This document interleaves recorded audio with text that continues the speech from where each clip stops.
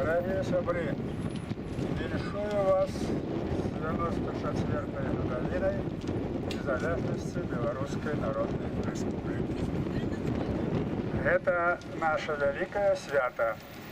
З таго часу пачыналася наша незалежнасць. І мы павінны ведаць, што наша незалежнасць усім нам, нашаму народу, вельмі цяжка давалася. На гэтым шляху тысячы ахвяр. Змаганне доўжылася 200 гадоў. Таму што гэта было змаганне не на жыццё, а на смерць. Расія ставіла задачу вынішчыць Вялікае княства да звання, каб не засталося і памяці, каб не засталося культуры, не засталося мовы, не засталося этнасу, не засталося нічога. І гэтая палітыка доўжылася стагоддзі, 200 гадоў.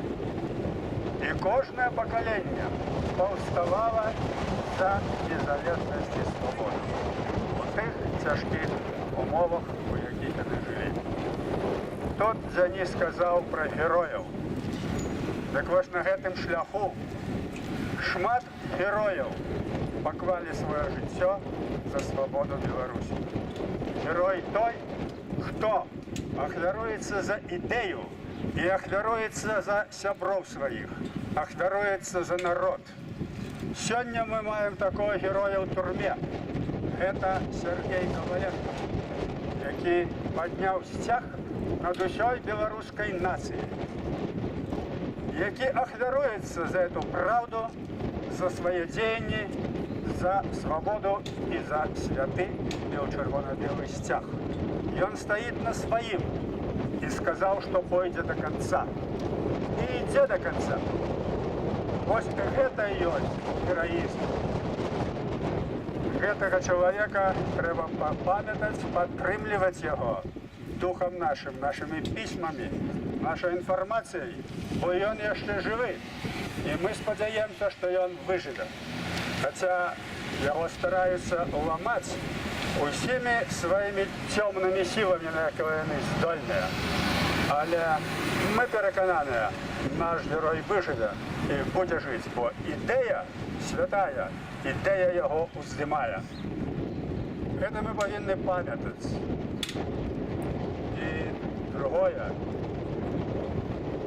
У 18 годзе, 25 сакавіка, калі быў падняты сцяг свабоды і незалежнасці, краіна наша тады доўга не ўтрымалася перад акупацыяй. 9 месяцаў. Але быў падняты сцяг, была паднята ідэя незалежнасці, якая асвяціла усю нашу далейшую гісторыю. Усё далейшае было зразумела. Трэба змагацца за свабоду і незалежнасць.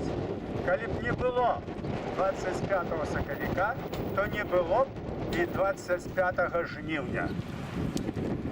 Але гэтыя людзі у 18 годзе ішлі на ахвяру. Многія з іх не жывуць. Некаторыя памерлі ў турмах, у гулагу, некаторыя былі забітыя, і мы іх павінны памятаць, бо яны паклалі галовы за нашу свабоду. Каб мы былі, каб мы існавалі, каб нам было добра, каб у нас было шчасце. Гэтая барацьба не скончана, таму што можна лягчэй заваяваць свабоду і незалежнасць, але цяжка заваяваць уладу у гэтай барацьбе. Так вось, у 91 годзе мы дасягнулі незалежнасці. Мы выкарысталі момант і дасягнулі яе вялікімі высілкамі. Але той час, які мераўся, літаральна на некалькі дзён, той час быў скарыстаны. Цяпер мы перажываем перыяд унутранай акупацыі, калі прыйшлі сілы да ўлады пры падтрымцы Масквы, якія працягваюць тую самую палітыку 200-гадовай даўнасці па вынішчэнні нашай культуры, нашай нацыі. І не выпадкова вы тут ёсць. тому что вы не знайшли там места на своей батьківщині. Там вас позбавили щастя, і ви шукаєте його тут. Але пам'ятайте, що ніде у світі нема лепш, як на батьківщині. Ніде нема лепш, як на родній землі. Тут зовсім чужий світ, він другий. Тут Білорусу тяжко. Тут ми не зможемо реалізуватися повністю як білоруси, як особи. І тому моя просьба до вас. Пам'ятайте, що будучи тут, ми повинні вернутися на батьківщину. Тут треба тримати адукацію. Становіться на ноги. Вивчайте мови, але не забувайте свою. І пам'ятайте, що перед нами світить наша зорка. Это наша зорка вольная Беларусь, за якую отдали житті тисячі героїв, тисячі людей. І ось ми там, тільки там, у нашій колисці, у нашій землі, зможемо бути щасливими. Тому пам'ятаємо, що ми мусимо вернуться на вольную, незалежную, счастливую Беларусь. И тут допомогти ей, как она стала такой. Допомогти усіми силами.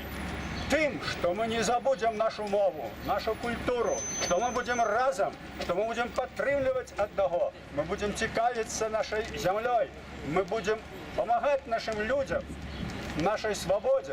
Гэтым ми будемо допомагати. І тому віншую вас з гэтым святом пачатку нашей незалежности, Гадавіной Белорусской Народной Республики, и зычу вам счастья у вольной Беларуси.